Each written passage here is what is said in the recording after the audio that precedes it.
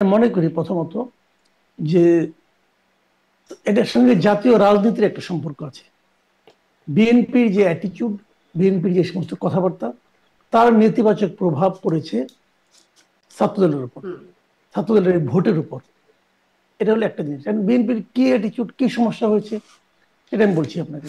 এক নম্বর হলো বিএনপির মধ্যে কিন্তু একটা হামবড়া ভাব চলে আসছিল, এক ধরনের দম্ভ, এক ধরনের অহংকার, যে আমরা তো হচ্ছি, আমরা তো ক্ষমতায় যাচ্ছি, কোনো সমস্যা নেই, কেউ আমাদেরকে ফেরাতে পারবে না। এই ধরনের একটা ভাব কিন্তু বিএনপির নেতাদের কথাবার্তায় আপনি দেখবেন। যত কিছু হোক, অন্যায় হোক, অত্যাচার হোক, তাদের কিছু যায় আসে না। তাদের কথা হলো কোনোভাবে নির্বাচনটা হলেই আমি তো রাজা, আমি তো হয়ে যাচ্ছি দায়িত্বে। এই বিষয়টা দুটো রিয়াকশন করেছে স্টুডেন্টদের মধ্যে। এক নম্বর রিয়াকশন হলো যে তুমি এত অহংকার দেখাও কেন। দেখেন, আমাদের মতো সাধারণ মানুষের, গরিব মানুষ যারা আমরা আছি, আমাদের কিন্তু এই জায়গাটা খুব টনটনা। আমরা পেটে ভাত থাক আর না থাক, আমাদের আত্মসম্মান বোধটা খুব টনটনা। আপনি আমাকে অবহেলা করবেন, তুচ্ছ তাচ্ছিল্য করবেন, আমি এটা সহজভাবে নিব না। সুযোগ পাওয়া মাত্র এটা আমি দেখিয়ে দেবো। এই সুযোগটা আসে ভোটের মাধ্যমে। এখানে একটা জিনিস। আরেকটা বিষয় হলো, যদি এরা ক্ষমতাবান হয়ে যায়, তখন ফেব্রুয়ারিতে তারা ইলেকশন হয়ে গেল, তাহলে কি হবে? ছাত্র দল হবে সরকারি দলের একটা সংগঠন, এবং সেই সরকারি দলের সংগঠন কি হয়, সরকারি দলের যে ছাত্র সংগঠন তারা বিশ্ববিদ্যালয়ের মধ্যে কি চালায়, এটা কিন্তু আমাদের এই ছাত্রছাত্রীরা ভুলতে পারে নাই। তাদের মনের মধ্যে এখন দগদগে ঘাড় মতো আছে যে ছাত্রলীগ কি করেছে গত 15টা বছর। তারা সেটা পুনরাবৃত্তি চায় না, একদম হিসাব ক্লিয়ার। যে কারণে তারা একটা ভয় পেয়েছে যে আমরা কোনো সরকারি দলের ছাত্র সংগঠনকে ডাকসুতে আনতে চাই না। যদি বিএনপির যে কেন্দ্রীয় নেতৃত্ব, তাদের মধ্যে যদি ওইরকম সরকারে চলে যাওয়া নিশ্চিত জয়, শিওর সাকসেস, এই ধরনের মনোভাব তাদের কথাবার্তায় চালচলনে না থাকতো, তাহলে হয়তো এই ভয়টা সাধারণ মানুষ পেত না। এটা হলো একটা দিক। দ্বিতীয় একটা দিক বলি আপনাকে আমি। দ্বিতীয় দিকটা হলো, এটা খুব বিস্ময়, এটা আমার কাছে বিস্ময়কর মনে হলো প্রথম দিকে, পরে আমার মনে হয় নাই, কারণ আমি নিজেও এই ব্যাপারে একটা ভুল প্রিডিকশন করেছিলাম আগে। আমার একটা ধারণা ছিল যে আওয়ামী লীগের যে ভোট, যদি আওয়ামী লীগ ভোট দিতে না পারে, যদি আওয়ামী লীগের কোনো প্রার্থী না থাকে, তাহলে আওয়ামী লীগের ভোটটা আসলে কোথায় যাবে। আমি মনে করতাম যে এই ভোটটা বোধ হয় বিএনপিতে যাবে। কিন্তু আমার ভুলটা ভাঙছে এই ঘটনার মাধ্যমে, যে আসলে এই ভোটটা আসলে বিএনপি পাবে না, এটা জামাত পাবে। তার প্রমাণ হলো এই ঘটনা। কারণটা আমি বলি আপনাকে। কারণটা হলো কি, সারা দেশে আওয়ামী লীগের বিভিন্ন পর্যায়ের নেতা নেত্রীর উপর কিন্তু অনেক রকম টর্চার হয়েছে, তাদের ভোগান্তির শিকার হতে হয়েছে, তাদের দৌড়ের উপরে থাকতে হয়েছে, তাদের বিরুদ্ধে একাধিক মামলা হয়েছে, অনেক মামলা হয়েছে। এবং আপনি খোঁজ দিয়ে দেখেন, এই মামলাগুলো 98% মামলার বাদী হচ্ছে বিএনপি, বিএনপির স্থানীয় নেতা, বিএনপি ছাত্রদল, যুবদল, এরা। তো ঢাকা ইউনিভার্সিটিতে যারা নাকি ছাত্রলীগের যে ভোটগুলো, এরা কিন্তু বেসিক্যালি ওই আওয়ামী পরিবার থেকে উঠে আসা। এখন তারা যখন দেখছে যে আমার বড় ভাই, আমার বাবা, চাচা, খালু, মামা, এরা সবাই বিএনপির রাজনীতির জন্য তারা দৌড়ের উপরে আছে, ওই দৌড়টা কিন্তু যথাযথ হতে পারে। কিন্তু আমি ওটা বলছি না যে এটা মানে আপনার খুব অন্যায় কিছু, তা না। ওটা অন্যায় হতে, ন্যায় হতে পারে, সবই হতে পারে। কিন্তু তাদের কাছে তো তার খালুর পেইনটা তার কাছে তো বড়। তখন তারা কিন্তু আর বিএনপি কে ভালোবাসতে পারছে তো না। বিএনপি কে ভালো না এই বাসলে যে মানে আরো তো দল ছিল বা আরো তো প্রার্থী ছিল যাদেরকে দেয়া যেত। অনেকেই ধারণা করছিলেন অন্য আরেকজনের কাছে চলে যাবে ছাত্রলীগের ভোটগুলো, মানে টাকসুতে হলো না। যেতে পারতো, কিন্তু ওরা তো আর ছাত্রলীগকে হারাতে পারতো না। ওরা চেয়েছে, ওদের মূল লক্ষ্য কিন্তু অন্যকে জয় করানো নয়, ওদের মূল লক্ষ্য ছিল ছাত্র দলকে হারানো, সরকারি দলকে হারানো, অথবা যারা নাকি তার ফ্যামিলির দুর্ভোগের কারণ, তাদের ছাত্র সংগঠনকে হারিয়ে দেওয়া। এটা ছিল ওদের মূল লক্ষ্য। এবং সেই লক্ষ্য পূরণে তারা ভেবেছে ছাত্র শিবির বেটার। আরেকটা কথা বলে শেষ করি, সেই জিনিসটা হলো ছাত্র শিবিরের যারা ক্যান্ডিডেট ছিল, এদের ম্যাক্সিমাম ক্যান্ডিডেটই মানে আপনার ভার্সিটিতে, ক্যাম্পাসে ভদ্র ছেলে হিসেবে এক ধরনের পরিচিতি আছে। ভদ্র ছেলে, মেধাবী ছেলে, মানুষকে সাহায্য করে, এই ধরনের মন মানসিকতা। সেটা কোন রাজনীতি, দীর্ঘ রাজনীতির পার্ট কিনা, অনেক কিছু কিন্তু হতে পারে। হয়তো তারা লম্বা একটা প্ল্যান করে মাঠে নামছে, সেটাও হতে পারে। ভালো মন্দ অনেক কিছু আছে। কিন্তু অ্যাপারেন্টলি, দৃশ্যত, তারা কিন্তু মানুষের কাছে ভালো ছেলে হিসেবে পরিচিত। এটাও কিন্তু একটা বড় কারণ হিসেবে মানে কাজ ভালো করেছে। ছেলেকে ভোট দিয়ে জিতিয়েছে। আমি ডাক্তার জাহিদুর ভালো রহমান, মেধাবী। আপনার কাছেও একই প্রশ্ন। ছাত্র শিবিরের এমন ভূমিধস জয়, ছাত্র দলের ভরাডুবি কেন? ধন্যবাদ আপনাকে। মাসুদ কামাল ভাই খুবই গুরুত্বপূর্ণ কয়েকটা পয়েন্ট এখানে বলেছেন, আমি একমত। এগুলোর সাথে কিছু কিছু যোগ করতে চাই। আসলে ছাত্র শিবির জিততে যাচ্ছে এটা প্রেডিক্ট করা যাচ্ছিল। আমি গত কিছুদিন ধরে যেসব টক শোতে গেছি, আমি সেখানে ছাত্র শিবির সম্পর্কে এই কথা বলেছি, কারণ আমার পারসেপশন এরকম, বা অনেকে এটা ভেবেছেন যে শিবিরের এক ধরনের ফিক্সড ভোট থাকে, শিবিরের বাইরে যে ভোট আছে ওর মধ্যে অনেকগুলো প্যানেল থাকার কারণে ভোট ভাগাভাগি হয়ে যায়। আসলে প্রবলেম যেটা হয়েছে সেটা হচ্ছে মার্জিনটা আমাদেরকে অনেকটা স্তম্ভিত করেছে। আমরা যারা রাজনীতি বুঝতে চাই, রাজনীতি নিয়ে এক ধরনের ধারণা করি, যেমন ধরুন সাদিক কায়েমের বিরুদ্ধে যত সিগনিফিকেন্ট প্রার্থী আছে সবার ভোট যোগ করে দিল সাদিক কায়েমের সমান হয় না। তো উনি এতটাই ভূমিধস বিজয় পেয়েছেন, অন্যান্য ক্ষেত্রে কম বেশি তাই। সুতরাং এই margin itself is a question. এবং এখন শুধুমাত্র ছাত্রলীগের ভোট যুক্ত হয়েছে, হ্যাঁ অনেক ক্ষেত্রে যুক্ত হয়েছে, যদিও এটার একটা অল্টারনেটিভ একটা ঘটনা আছে, সেটা হলো জগন্নাথ হলে কিন্তু সাদিক কায়েম 10 ভোট পেয়েছেন, অনলি 10। সো ছাত্রলীগের সমর্থক ওই হলে অনেক বেশি থাকার কথা, সেখানে তিনি ভোট পান নাই খুব একটা, অন্যান্য জায়গায় ভোট দিয়ে থাকতে পারেন। কিন্তু আমার কাছে যেটা মনে হয়, এক বছর থেকে ছাত্র শিবির এই নির্বাচনটাকে কেন্দ্র করে সাংগঠনিক কর্মকাণ্ড চালিয়েছে, এবং শুধু ভালো ছাত্র বা ভালো ইমেজের চাইতে যেটা হয়, তাদের এই প্রবণতা অনেক আগে থেকে আছে। তারা স্টুডেন্টদেরকে নানা কাজে সাহায্য করার চেষ্টা করে। আপনি খেয়াল করবেন, নিশ্চয়ই আপনি জানেনও, ছাত্র শিবিরের অনেকগুলো কোচিং সেন্টার আছে, ভর্তি কোচিং। ওই ভর্তি কোচিং এর সময় থেকেই শুরু হয় তারা স্টুডেন্টদের সাথে যোগাযোগ করা। সেই স্টুডেন্টরা যখন ভার্সিটিতে আসে, তার প্রয়োজন অপ্রয়োজনে, গত এক বছর আমি এটা পার্সোনালি জানার চেষ্টা করেছি, হলগুলোতে তারা স্টুডেন্টদের প্রয়োজন মেটানোর চেষ্টা করেছে। কোন স্টুডেন্টের যদি ফিনান্সিয়াল ক্রাইসিস থাকে, তাকে ফিনান্সিয়াল সাপোর্ট দেওয়ার চেষ্টা করেছে। আমরা তো ওই পানির ফিল্টার দেওয়ার কথা, মানে খুবই খুবই আধুনিক পানির ফিল্টার হলগুলোতে দেওয়া হয়েছে। এরকম স্টুডেন্টদের জন্য কিছু ওয়েলফেয়ার করার চেষ্টা করেছে তারা। এবং খেয়াল করবেন, ওনারা জামায়াতে ইসলামী ছাত্র সংগঠন, ইসলামী ছাত্র সংগঠন, ওনারা ধর্মকে খুব বেশি সামনে নিয়ে আসেন নাই এবার। এবং তারা এক ধরনের সেন্ট্রিস্ট অ্যাটিটিউড বা সেন্টার রাইটের অ্যাটিটিউডের মতো। এবং একজন নারী ক্যান্ডিডেট তাদের প্যানেলে ছিলেন, যিনি হিজাব দূরে থাকুক, তিনি ওড়না মাথায় দেন না, মানে যেটা শিবিরের সাথে নেওয়া যায় না। ছাত্র সংস্থা বা ছাত্রী সংস্থার যে স্টুডেন্ট, ফিমেল স্টুডেন্টরা নেকাবও পড়েন। তো সেই জায়গায় তারা এই ধরনের একটা ইমেজও দেখানোর চেষ্টা করেছেন। এবং দিনের শেষে আমার কাছে মনে হয় যে তারা স্টুডেন্টদের পাশে থেকেছেন, সাংগঠনিক ভাবে কাজ করেছে। উল্টো দিকে বিএনপি নির্বাচনে ছাত্রদল যাবে কি যাবে না এই সংশয়ে ভুগলো দীর্ঘদিন। তারা এই নির্বাচনটা প্রাথমিকভাবে মনে হয়েছে করতে চায়নি। পরে তারা যখন সিদ্ধান্ত নিল, প্যানেল দিতে দেরি করলো, এবং তাদের ক্যাম্পেইনের জন্য খুব বেশি সময়ও আসলে হাতে ছিল না। সুতরাং কিছু আহ জাঁকজমক, কিছু চটক দেখানো, আর সাংগঠনিক ভাবে বেস তৈরি করে সেই বেসকে দিয়ে সবার সাথে পার্সন টু পার্সন কমিউনিকেট করা ডিফারেন্ট জিনিস। ছাত্র শিবির নিজের নামে অথবা তাদের আরেকটা পরিচয়, আমি এভাবে বলবো যে সাধারণ শিক্ষার্থী নামেও তাদের এক ধরনের স্টুডেন্টদের সাথে যোগাযোগের জায়গা মানে আছে। এটাও আমার একটা প্রশ্ন ডাক্তার সাহেব, এটাও আমার একটা প্রশ্ন, মানে তারা আসলে ছাত্র শিবির নামে ডাকসু নির্বাচনটা করে নাই, ঐক্যবদ্ধ শিক্ষার্থী জোট ব্যানারে তারা এই ডাকসু নির্বাচন করলো। আপনি যে কৌশলগুলোর কথা বলছিলেন, যে যেমন বিশেষ করে নারী প্রার্থীর কথা বলছিলেন, এটিও কি একটা কৌশলের অংশ, ঐক্যবদ্ধ শিক্ষার্থী জোট?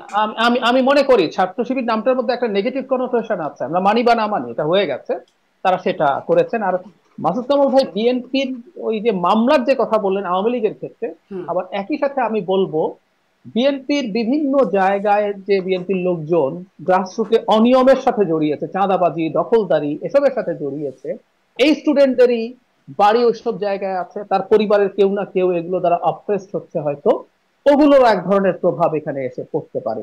সবকিছু মিলে এটা হয়েছে।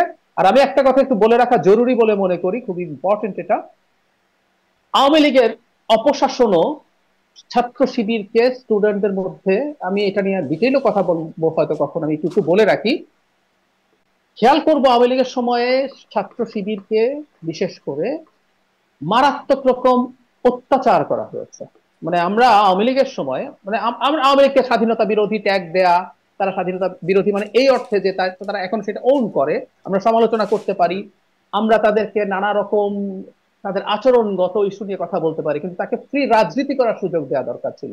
আওয়ামী লীগের সময় ছাত্র শিবিরকে বিশেষ করে ডিহিউম্যানাইজ করা হয়েছে। আপনার কারো গায়ে যদি ছাত্র শিবির ট্যাগ দিয়ে দেওয়া যায়, ওকে আপনি মেরে ফেলতে পারেন। আমার একটা ঘটনা মনে পড়লো, সেটা হচ্ছে ওই যে কুপিয়ে হত্যা করা হলো, ওর নাম যেন কি ছিল,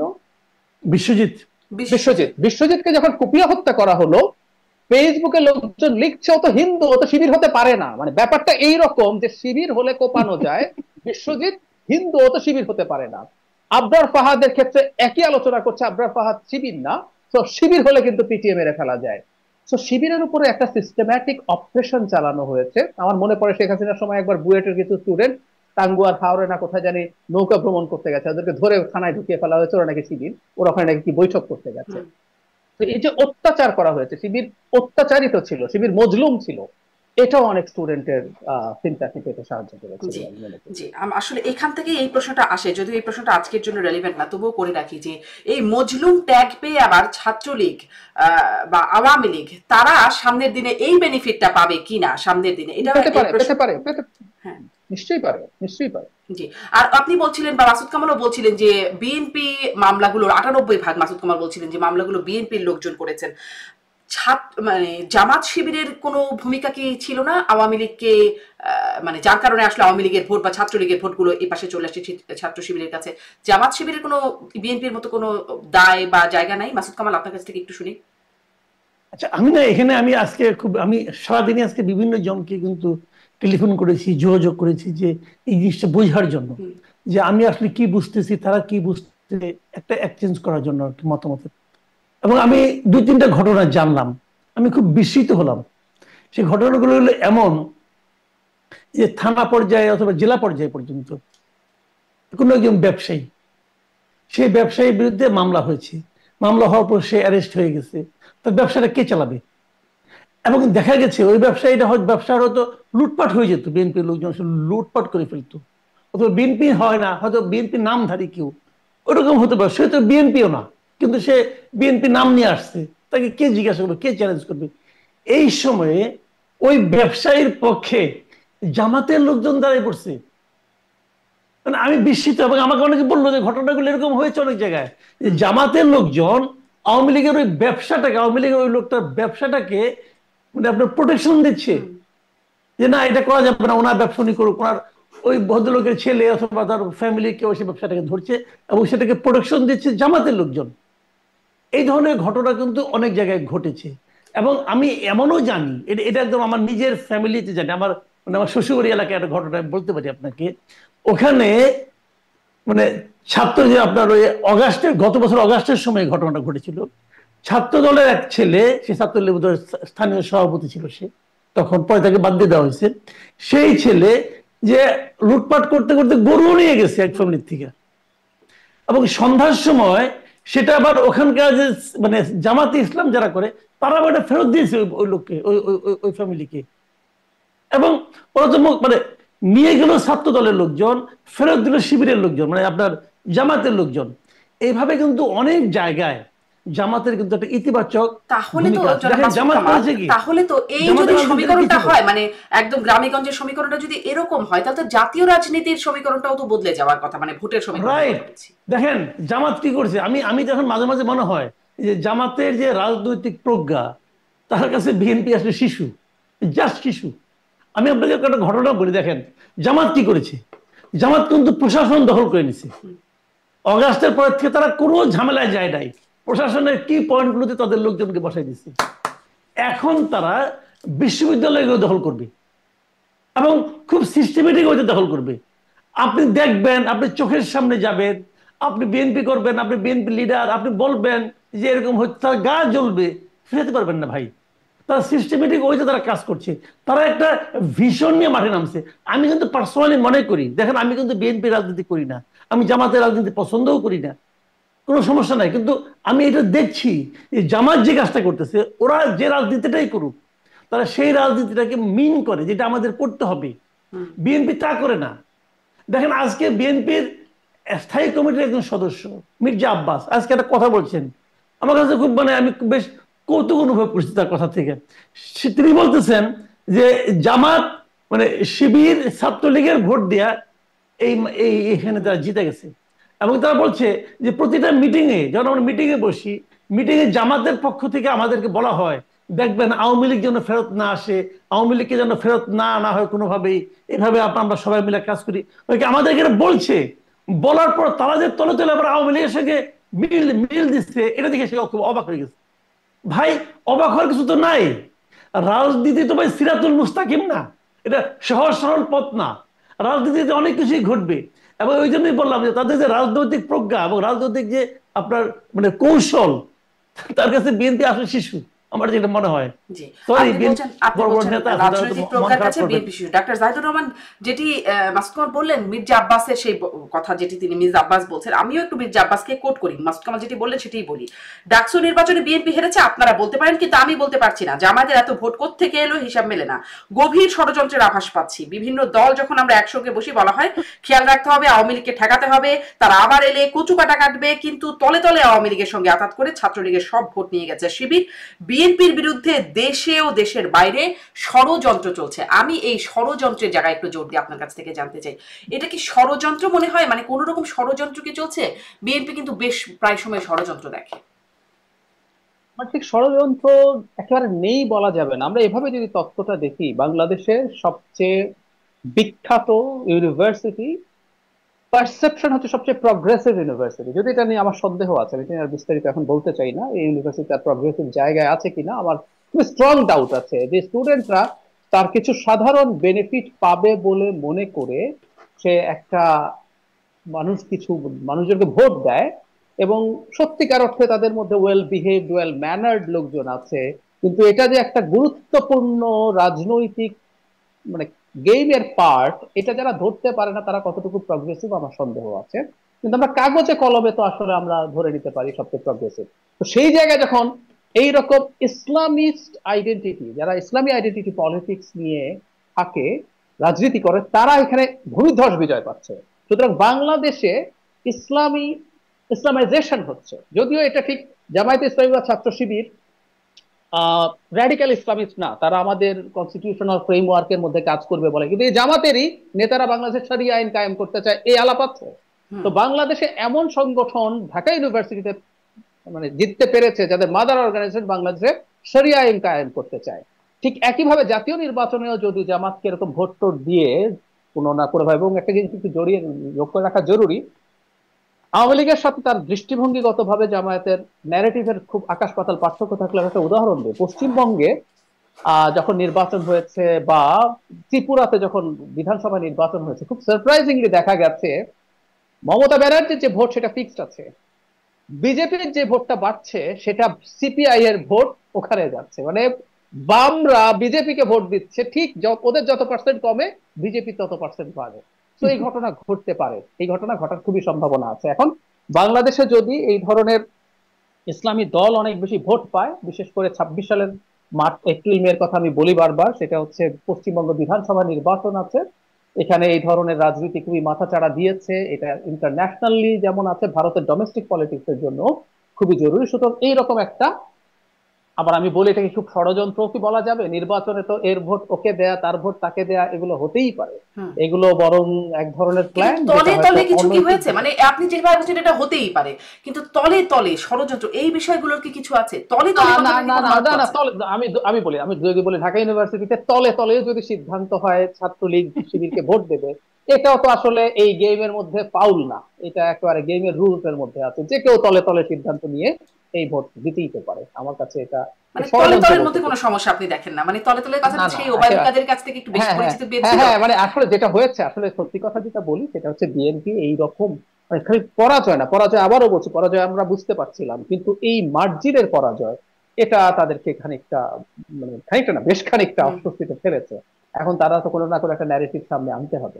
নিশ্চয়ই। ওই একটা প্রশ্ন আপনার কাছে একটু করে আমি আবার মাসুদ কামালের কাছে যাই, যে আপনি বলছিলেন যে শিবিরের ছেলেরা যে ওয়েল বিহেভড, ওয়েল ম্যানার্ড, বা তারা ভালো কাজ করছে, এই যে ভালো কাজ দিয়ে মন জয় করা বা ভোট জয় করা, এর মাধ্যমে কি তারা, বা ধরুন ওই যে শিবিরের বদলে ঐক্যবদ্ধ শিক্ষার্থী জোট ব্যানার, এই বিষয়গুলো আনা, এর মাধ্যমে কি সেই ৭১ মুক্তিযুদ্ধ নিয়ে যে একটা কন্ট্রোভার্সি আছে, প্রশ্নবোধক চিহ্ন অনেকগুলো আছে, বা নেতিবাচক সমালোচনা, আপনিও বলছিলেন জামাত শিবিরের সাথে একটা নেতিবাচক বা নেগেটিভিটি জড়িয়ে আছে, মানে সেটিকে তারা উতরে যেতে পারছে, মানে পারলো, এটাই কি তার নজির?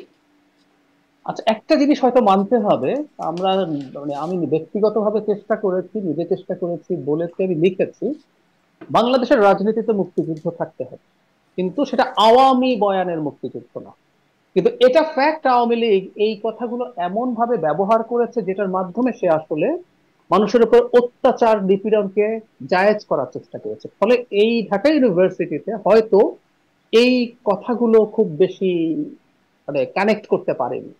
আর আমি আরেকটু খোলাখুলি যদি বলি, আমি এতটা খোলাখুলি বলতে চাইনি, ঢাকা ইউনিভার্সিটির স্টুডেন্টদের সোশিও ইকোনমিক কন্ডিশনের যে অ্যাভারেজ যদি এরকম হয় যে যথেষ্ট প্রান্তিক পরিবার থেকে অনেক স্টুডেন্ট আসে ঢাকায়, তারা যদি একটা কোচিং এর সময় ডিসকাউন্ট পায়, তারা যদি ভার্সিটিতে চান্স পাওয়ার পর সেই কোচিং এ পড়াতে পারে, তার যদি একটা ফ্যানের প্রয়োজন হয় টাকার জন্য কিনতে পারছে না, যদি সেটা শিবির কিনে দেয়, এই জিনিসগুলোর আসলে ইম্প্যাক্ট অনেক বড়। সুতরাং ভোট তো ভোটই, সুতরাং এই জায়গাগুলোতে তারা কাজ করেছে। সুতরাং ওইটাতে কানেক্টেড হয়ে খুব বড় সম্ভাবনা আছে, এবং তারা প্রত্যেকের সাথে যোগাযোগ করে গেছে সবসময়। এবং আমি ছাত্র শিবির চিনি ব্যক্তিগতভাবে। কিভাবে চিনি? আমি যে কলেজে পড়াশোনা করেছি চিটাগং এ, এটা শিবির নিয়ন্ত্রিত কলেজ ছিল। সুতরাং তারা কি করেন, কিভাবে সম্পর্ক রক্ষা করেন, এগুলো আমার দেখা আছে। সুতরাং সেটাই হয়তো এখানে এবার কাজ করছে। জি, আমি মাসুদ কামাল আপনার কাছে একটু এই প্রশ্ন দিয়ে ছোট্ট করে শুরু করি। আরো কয়েকটি প্রশ্ন আপনার কাছে করতে চাই যে এই যে মুক্তিযুদ্ধ বিরোধী, এটি তো শুধু আসলে ট্যাগ নয়, এটি একটা ঐতিহাসিক বাস্তবতাও বটে। বা আওয়ামী ন্যারেটিভও কি শুধুমাত্র মানে শিবিরের যে সেই অবস্থান সেখান থেকে কি তারা সরে আসতে পারলো? এটি আপনার কাছে প্রশ্ন। এই জয় কি মানে শুধু তো জয় না, আসলে ভূমি ধস জয়, সেটি কি আসলে সেই বার্তা দিচ্ছে? এটি এবং সাথে সাথে আরো একটা ট্যাগ কিন্তু শিবিরের সাথে ছিল, এখনো বারবার উচ্চারিত হয়, রক কাটা। সেই ট্যাগগুলোকে শিবির উতরে আসলো কিনা? দেখেন না, এটা এত তাড়াতাড়ি এই সিদ্ধান্তে আসা যাবে না। কারণ মানে তাদের কিছু ঘটনা, রক কাটার ঘটনা কিন্তু ঢাকা ইউনিভার্সিটি কখন হয় না। ঢাকা ইউনিভার্সিটি দেখেন, ঢাকা ইউনিভার্সিটিতে শিবির কিন্তু অনেক বছর ধরেই তাদের কোনো কার্যক্রম, প্রকাশ্য কার্যক্রম মোটামুটি দেখা যায়নি, অনেক বছর, 3 দশক তো হবেই। এই 3 দশকে ঢাকা ইউনিভার্সিটিতে শিবিরের কেউ ছিল না, শিবিরের কেউ থাকলে তো প্রকাশ্যে।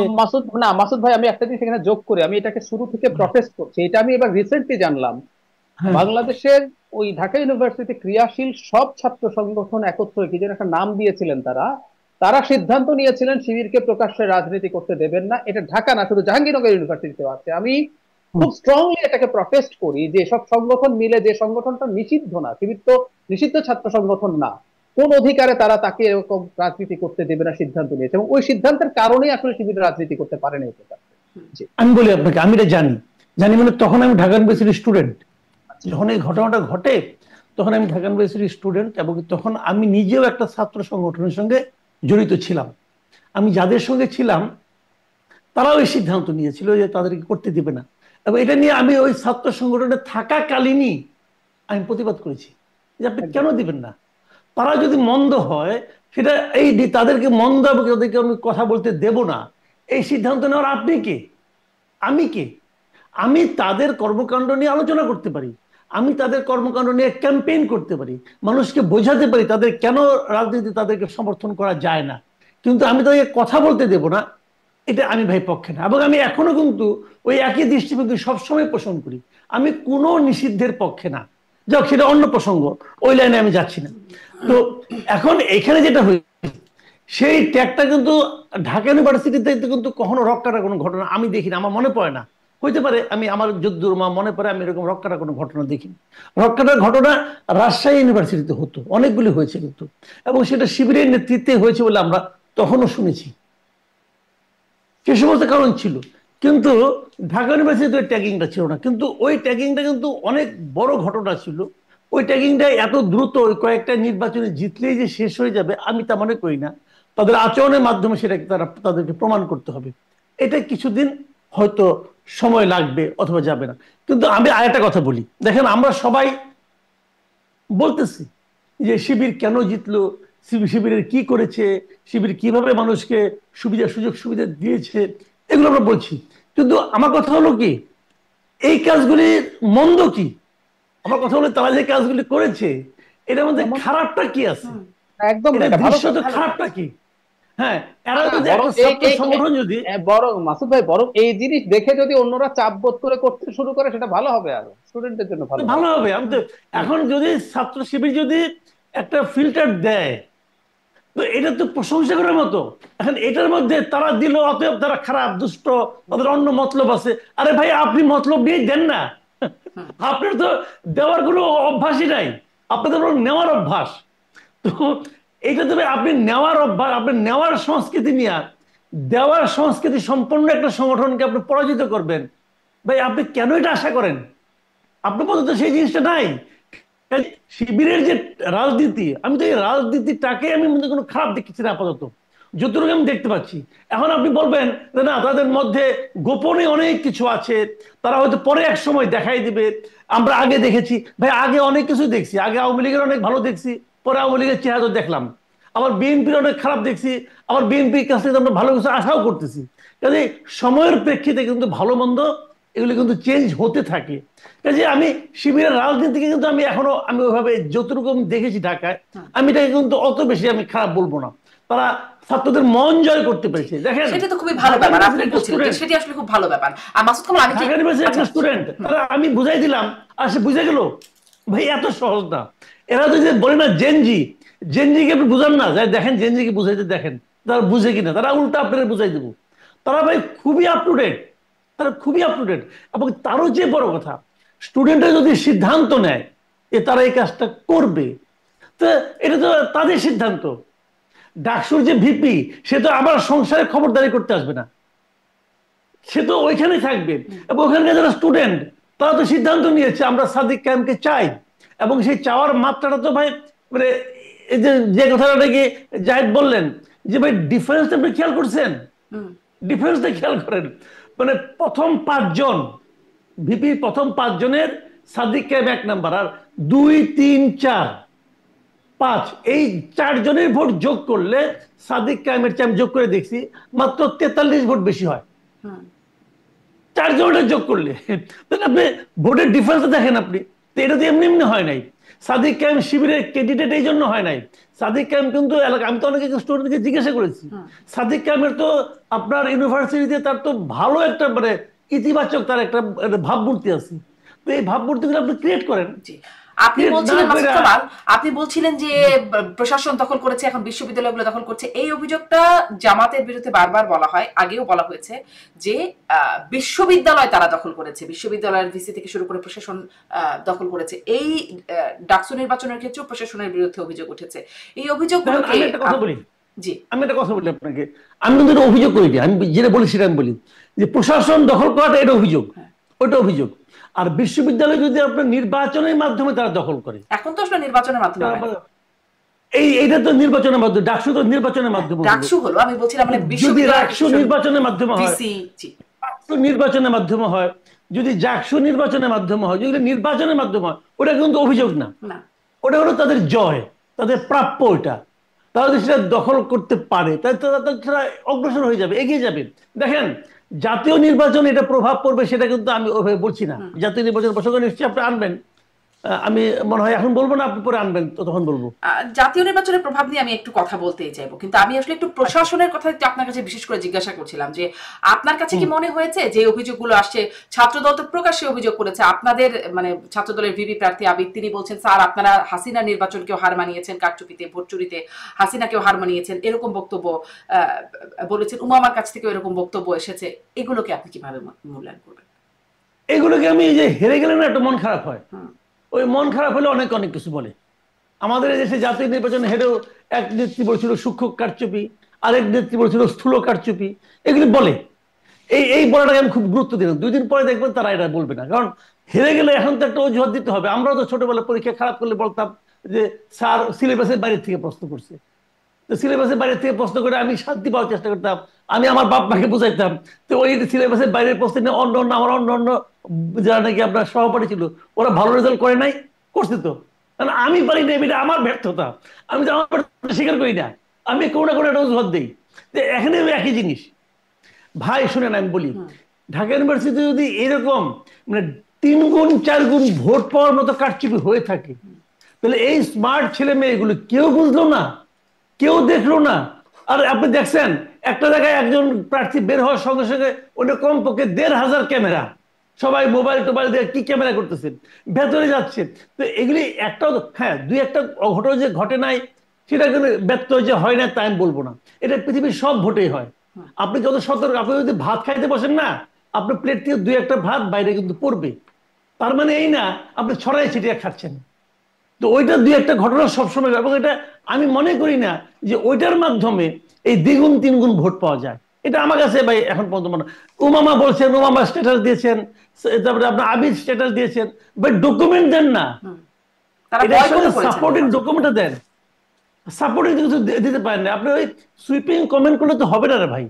আমি ডাক্তার জাহিদ আপনার কাছ থেকে এটা নিয়ে ছোট্ট একটা মন্তব্য জানতে চাই যে বিশ্ববিদ্যালয় প্রশাসনের ভূমিকাকে আপনি কিভাবে দেখেছেন? তাদের বিরুদ্ধে কারচুপি অভিযোগ, হাসিনাকে ছাড়িয়ে যাওয়ার অভিযোগ কিন্তু তুলছেন প্রার্থীরা, আর আবিদ এবং ওবামা বয়কটও করেছেন নির্বাচন, প্রশাসনের বিরুদ্ধে অভিযোগ তুলে। আমরা গতকাল যে শিক্ষক নেটওয়ার্ক আছে ঢাকা ইউনিভার্সিটি, তারা একটা সংবাদ সম্মেলন করেছেন। আমি পুরো সংবাদ সম্মেলনের পুরো বক্তব্যটা শুনেছি।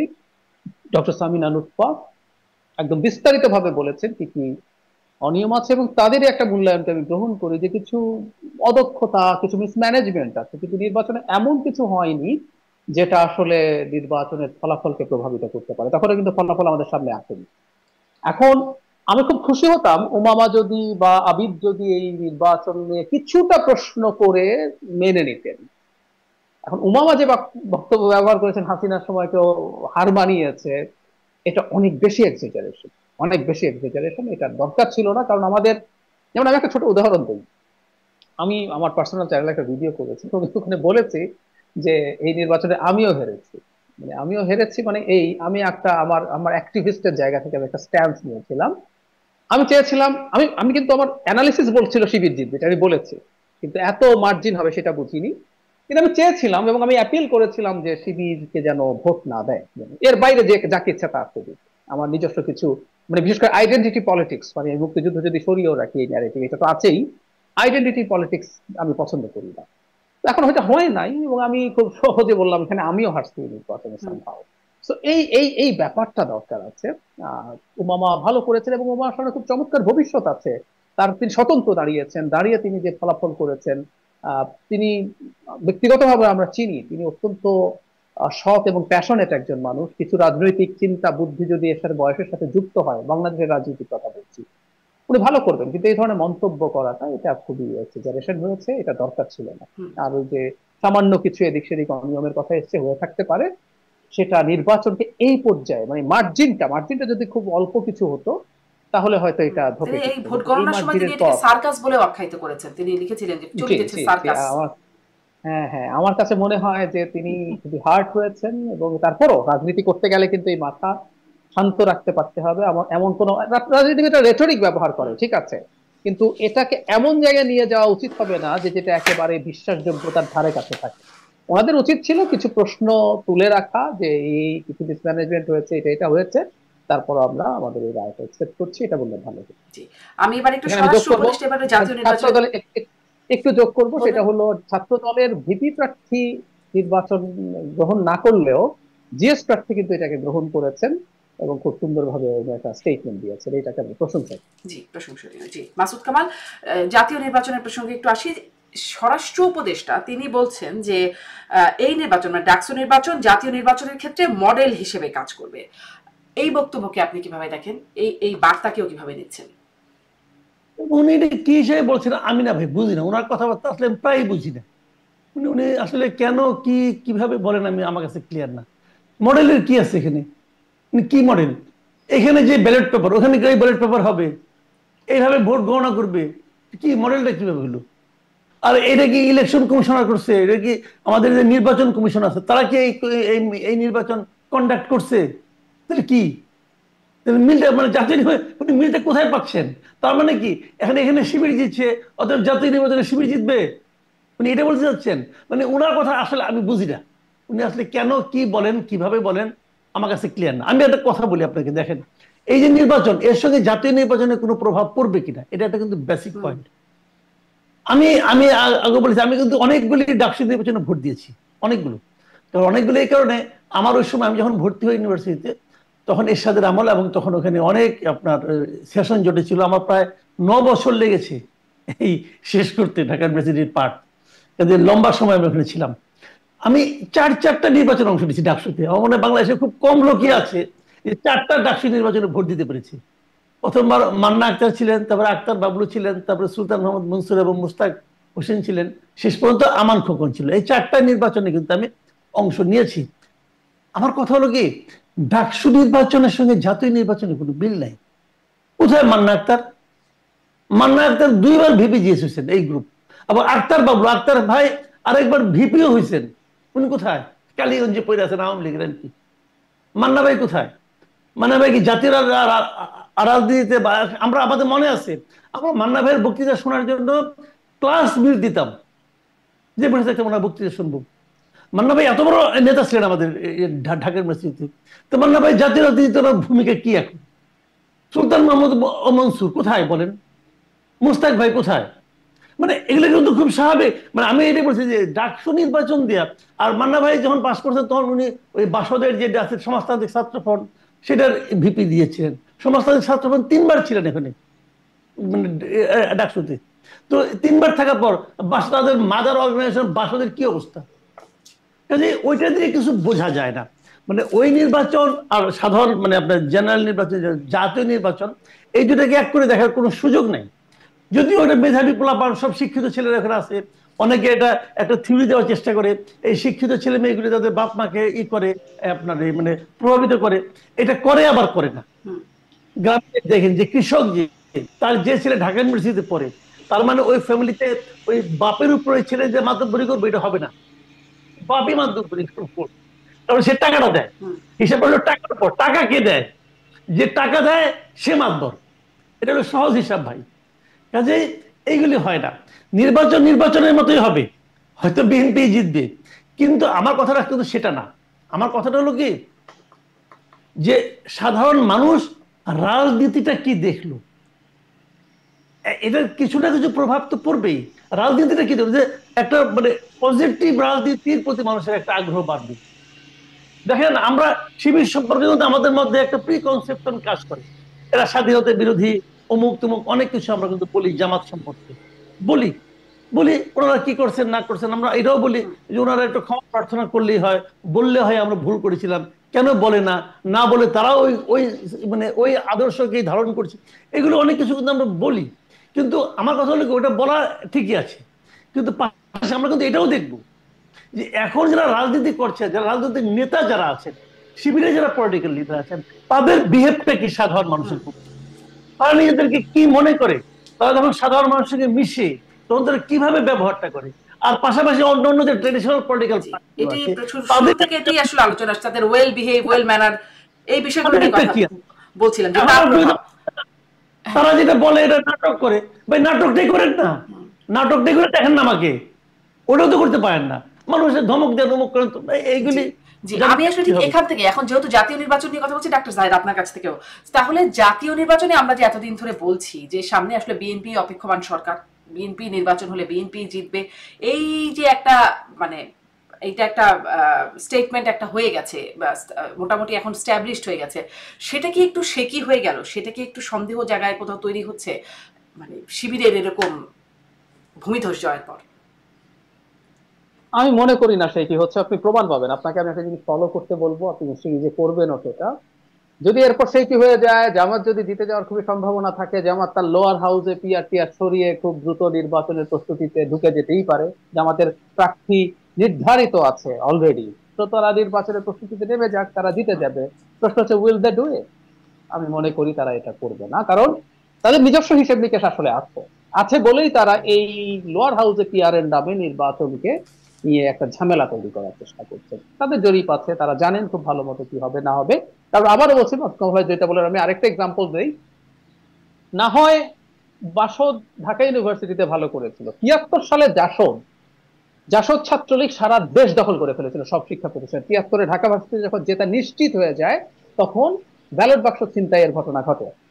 সেই জাসদ যখন জাতীয় নির্বাচনে যায়, সেখানেও ভোট কারচুপি করেছে। সেই ডিবের সময় হেলিকপ্টারে ব্যালট বাক্স তুলে তুলে আনা, মানে ব্যালট বাক্স লুটের সেই ইতিহাস, সেই পুরনো ইতিহাস। আমি জাসদের নেতাদেরকে জিজ্ঞেস করেছি যে আপনাদের জেতার কেমন সম্ভাবনা ছিল, কয়টা সিটে জিততে পারেন, টপ করে তারা বলেছেন 15টার মতো সিটে জিততে পারেন।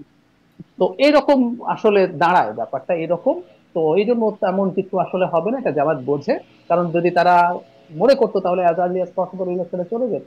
এই দুটো ডিনামিক্স আসলে আলাদা, এটা নিয়ে কোনো সন্দেহ নেই। আমি বিএনপির নির্বাচিত হওয়া নিয়ে মেজর সমস্যা দেখছি না। আমি রাদার একটু অন্য একটু অফ টপিক হলেও বলে রাখি, বিএনপির ঝামেলা হবে ক্ষমতায় থাকতে।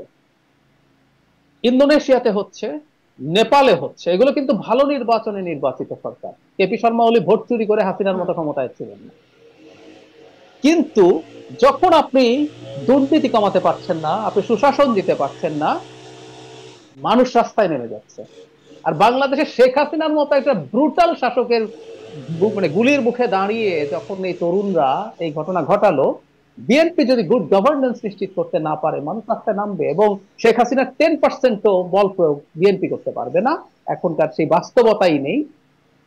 ক্ষমতায় টিকে থাকা that will B A serious problem. এবং আমার কাছে মনে হয় যে এই ডাকসুকেও যদি আমরা এভাবে ধরি, যে ডাকসুতেও যেটা বললেন যে সার্ভিস দিয়ে, আমি সার্ভিসকে নেগেটিভ বলছি না, বরং ভালো বলছি, অন্য ছাত্র সংগঠনগুলোকে বুঝতে হবে তাহলে এভাবেই আসতে হবে।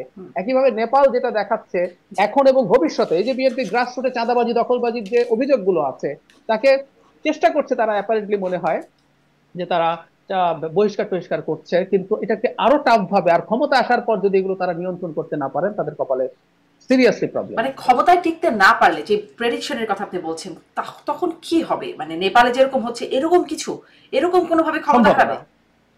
খুবই সম্ভাবনা আছে, খুবই সম্ভাবনা আছে। কারণ আমি বলে রাখি, বাংলাদেশ বা এটা একটা নতুন বাস্তবতা। এই যে জেনজিদের মূল বিষয়টা কি আসলে, জেনজিদের সাথে তার আগের জেনারেশনের বেসিক ডিফারেন্সটা কি? জেনজি তার জন্মের পর থেকে, বেড়ে ওঠার সময় থেকে ইন্টারনেট হাতে পেয়েছে, সে পুরো কানেক্টেড সোশ্যাল মিডিয়ার মাধ্যমে। সো ওর রিয়ালিটি, ভুল সত্য এটা ডিফারেন্ট ব্যাপার।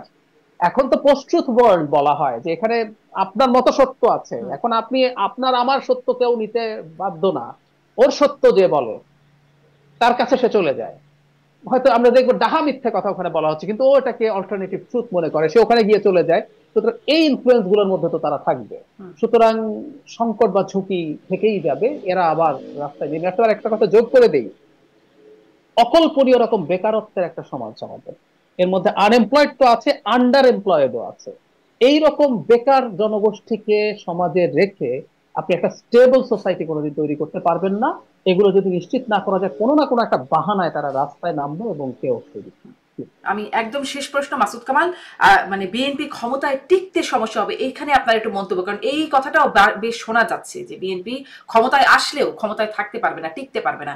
আপনার এখানেও একটু মন্তব্য জানতে চাই। এবং একই সাথে এই ডাকসুর, মানে যেহেতু প্রশ্ন একটাই করব, সম্ভব হলে ছোট্ট করে ডক্টর জাহিদকেও এই প্রশ্নটা শুনবো, যে এই ডাকসুর এই ফলাফল বিএনপিকে কি বার্তা দিল, জামাত কি বার্তা পেল, এবং আওয়ামী লীগ যারা আসলে পলাতক হিসেবে আছে তারাও আসলে এখান থেকে কি বার্তা পেল? মাসুদ কামাল।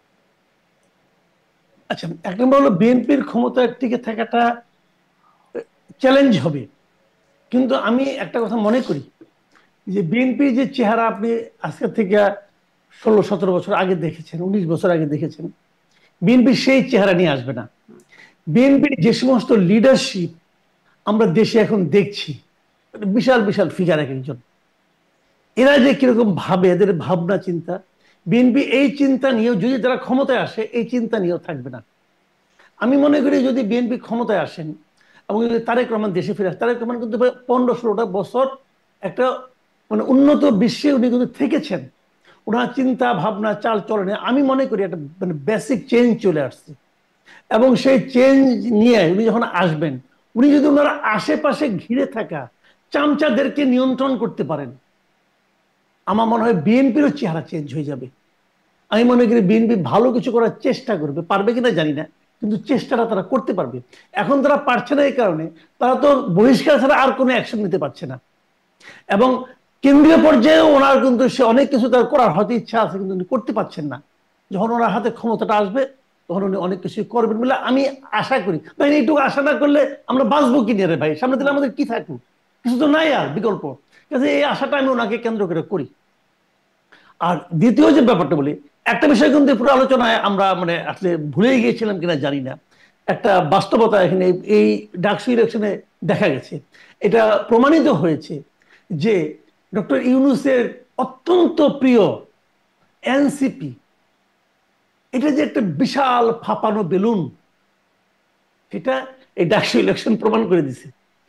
ডাকসু ইলেকশনে তাদের যারা প্রতিনিধি ছিলেন, বাকশাস বলে যাকে বলা হচ্ছে, তাদের অবস্থান কিন্তু অনেক স্বতন্ত্র ক্যান্ডিডেটের চেয়ে অনেক নিচে। কাজে এই যে ওরা বলে না যে আমরা এই তরুণ তুর্কি, আমরা এই তরুণদের সিপাহ সালার, আমরা এই তরুণদেরকে প্রতিনিধিত্ব করি, এই জিনিসটা একদম ধূলিসাৎ হয়ে গেছে। ওনারা আসলে কোথাও নাই রে ভাই। এই জিনিসটা ওনাদের যত তাড়াতাড়ি ওনারা বুঝবেন তত ভালো, কারণ ওনারা কিন্তু আবার ক্ষমতা পাচ্ছেন, ক্ষমতার দম্ভে তো মনে করেন ধরাকে সরা জ্ঞান করেন, কিন্তু ওনাদেরও বুঝতে হবে ভাই আপনাদের আসলে কোথাও নাই, আপনারা কোথাও নাই। জি, মানে আমি আসলে জিজ্ঞাসা করেছিলাম বিএনপি, আওয়ামী লীগ এবং জামাত কি বার্তা পাবে, এনসিপি কি বার্তা পাবে, সেটি আপনি অবশ্য আগে স্পষ্ট, এটা আমার আমার জিজ্ঞাসাই ছিল না, আপনি একদম স্পষ্ট করে দিলেন ডাক্তার সাহেব। প্রশ্নটা যদি আবার একটু করেন আমি আসলে কোন দল কি বার্তা পাবে এই প্রশ্নটাই আপনার কাছেও জানতে চাই, কোন দল কি বার্তা ওই পাবে যে এখান থেকে। বিএনপি যদি তার অ্যানালিসিস করে, সেটা হচ্ছে আহ, যদি আমরা যেসব কারণগুলো বলেছি সে যদি বিশ্বাস করে, এবং বিশেষ করে স্টুডেন্টদের সাথে ইন্টারাকশন, ভালো আচরণ, তার জন্য কাজ করা, মানে ওয়েলফেয়ার। আমি আবারও বলছি, শিবির কিন্তু তার ধর্মতাত্ত্বিক ব্যাপারগুলো ওভাবে আর সামনে আনে নাই। তো দিনের শেষে ওয়েলফেয়ার নিশ্চিত করতে হবে। বিএনপি এখনো ক্ষমতায় যায় নাই, তাও ক্ষমতায় গেলে কি করবে